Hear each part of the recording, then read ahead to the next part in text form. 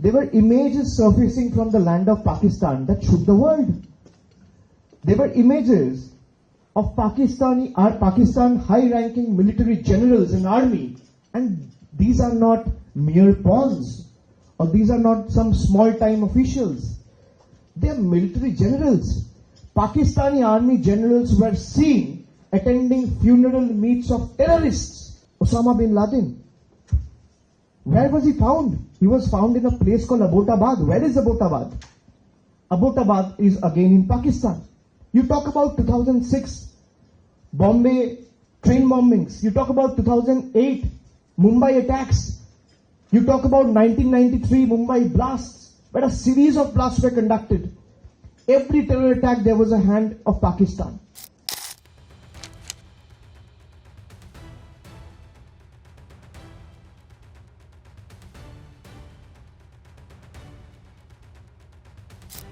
They are the ones who have been nurturing terrorists in their backyard to destabilize growing economies.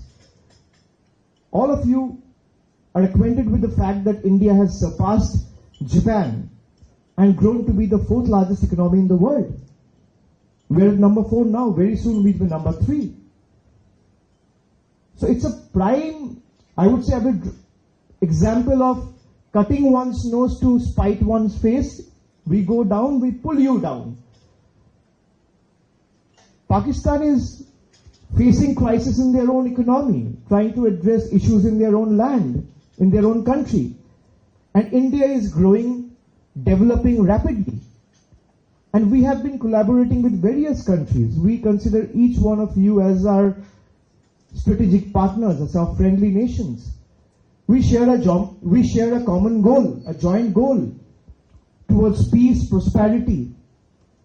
And we consider each one of you not only as our strategic partners, but also as one of our moral allies.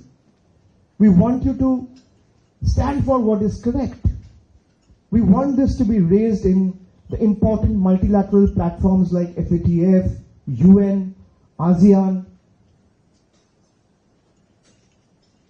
And if you look at the net, and if you read the circulation that has been published worldwide in the last fortnight, India never strikes back immediately. The attack happened on the 22nd of April. Did we strike on the 23rd? No. Did we strike on the 24th? No. Did we strike on the 26th? No. 28th? No. 30th? No. 1st? No.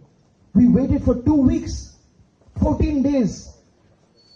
We waited with the hope that Pakistan government will do something to bring the perpetrators to book and do justice to the enemies. Either you do justice to the enemies, or your enemies needs to be acquainted to justice, but justice needs to be done.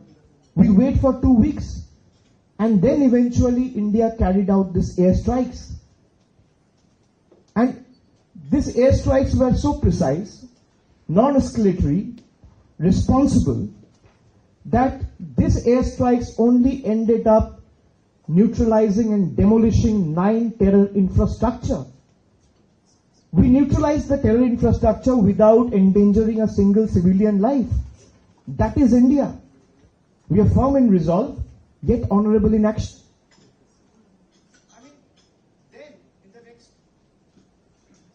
Then in the next 24 hours, there were images surfacing from the land of Pakistan that shook the world. There were images of Pakistan high-ranking military generals and army, and these are not mere pawns, or these are not some small-time officials. They are military generals. Pakistani army generals were seen attending funeral meets of terrorists. These pictures are widely reported. It's for everyone to see. When the 9/11 terror attack happened, who was the prime accused? Osama bin Laden. Where was he found? He was found in a place called Abbottabad. Where is Abbottabad? Abbottabad is again in Pakistan. You talk about 2006 Bombay train bombings. You talk about 2008 Mumbai attacks. You talk about 1993 Mumbai blasts, where a series of blasts were conducted. Every terror attack, there was a hand of Pakistan. Where was Ajmal Kasab, who is the prime accused of 2008 terror attack, was found? He was caught red-handed by the Indian law enforcement agencies in Mumbai. There were 4 years he was given a fair trial. He confessed before the law enforcement agencies. He confessed before the trial court, before the judiciary, that he was raised, he was born, he was brought up, he was nurtured, and he was trained in Pakistan. And India ended up destroying that very same terror camp where Ajmal Kasab was raised and trained. We want the world to stand by us in combating terrorism.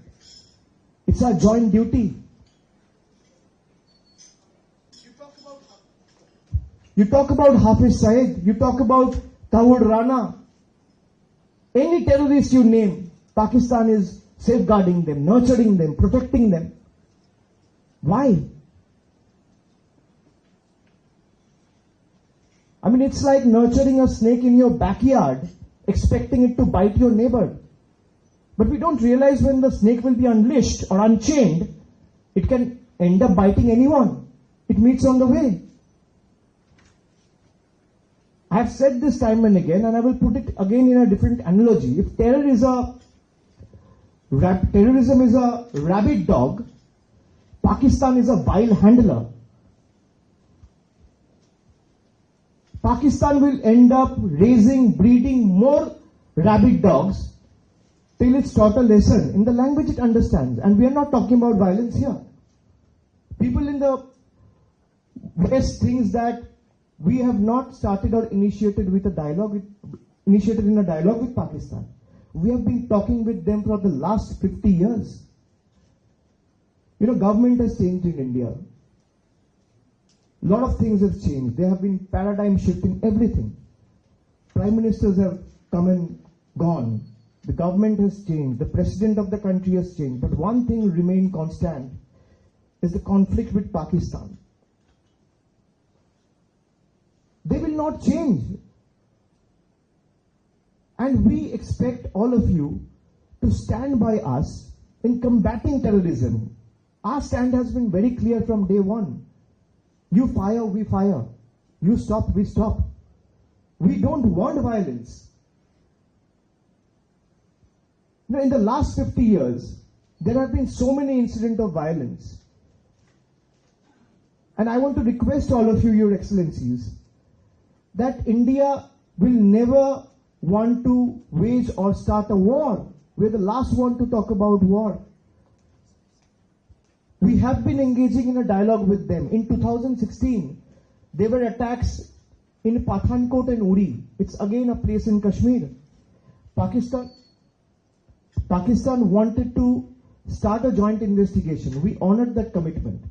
But when you give or honor that commitment of a joint investigation with Pakistan, we give them enough proof of call data, records of the terrorist, voice sample, digital evidence. But it's like giving a thief the privilege to conduct investigation in a robbery which he only has committed. So I would leave it to that, and I would request each and every one of you to stand by us as strategic partners in combating terrorism and curtailing terrorism, so that we are able to put an end to this menace once and for all. Thank you. Nuclear weapon. So you should really be addressing this question to them. As far as we are concerned, we want to maintain peace. The Director General military operations of both sides are in touch, and that conversation will continue. But if you want us to have a bilateral dialogue about normalization with Pakistan, kindly provide us proof that you are done with terrorism. And that is something we haven't been able to verify. If there is verifiable action by Pakistan that cross-border terrorism will cease, we're happy to do whatever it takes to have good relations with them. Because I just want all of you, I think the Corps Diplomatique will understand, for India, Pakistan has to be a sideshow. We want to be the fourth largest, hopefully the third largest. We want to lift people out of poverty. hopefully be a 5 trillion, 10 trillion economy, and make the transition from a balancing power to a leading power. This is not our main objective. But if you read the army chief's statement a week before the attacks, he makes it very clear that Kashmir is the jugular vein of Pakistan. You can see where he's coming from.